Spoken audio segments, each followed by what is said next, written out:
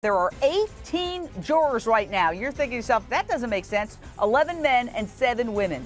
Who of those 18 will make it into the final 12 deciding Jodi's fate? Straight out to Gene Casares. You know, people, we all know enough about jurors, and we know there's 12 jurors.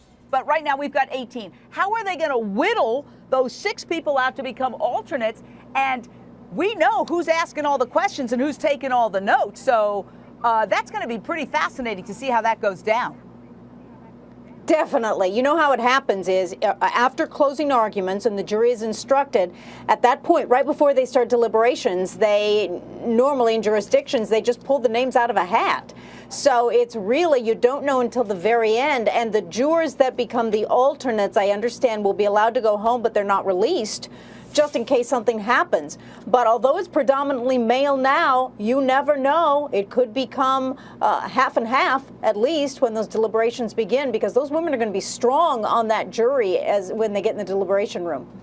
Well, speaking of women, next week, Jodi's defense team is expected to call their final witness, a woman who is an advocate for battered women. Now, here is this witness in a photo from the California State Long Beach website. There she is.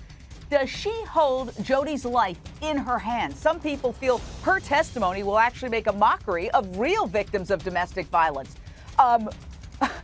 She's going to argue that, yes, this woman right there, Jodi Arias, was a victim of battering. Of course, the prosecution says no, she was a very willing participant in S&M and kinky sex games. So let's debate it with our expert panel, Joey Jackson for the prosecution, Drew Findling for the defense.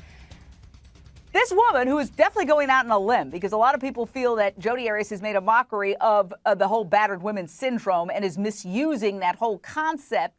This woman is an actual real-life advocate for battered women. She's going to have to make that case. Can she make it, Joey?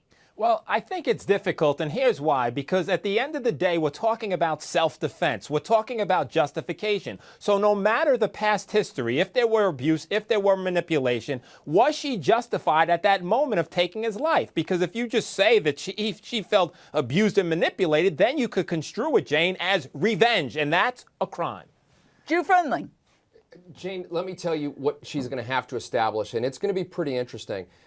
Generally, in this field, the expert must establish there were 3 parts of the relationship: the tension stage, the explosion, the violent stage, and the contrition. She's going to have to surgically look at this relationship as only given to her by the patient and say the relationship fits in these categories with other incidents. And that may be difficult. And the crescendo is going to be, Jane, she's going to have to testify that the primary motivation here, by Jodi Arias was fear and not anger. That's the key element to making battered women syndrome work with justification, as Joey said, or self-defense.